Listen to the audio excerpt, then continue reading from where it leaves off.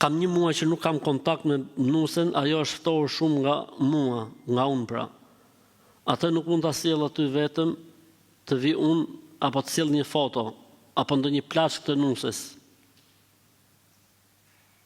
Larg këtyne që ju kërkojnë foto apo rroba të njerëzve që s'pranojnë më shku më kënu.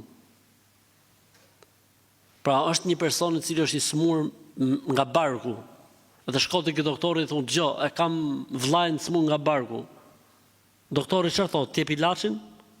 Jo, thotë, "Sille këtu ta shohim, ti bëjmë analizat apo jo."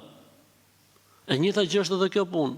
Ty të shftov gruaja, nuk ta ngrof dot hoxha duke i pa fotografinë, as duke i pa rrobat. As duke i pa emrin mbi emrin, po si ta ngrof?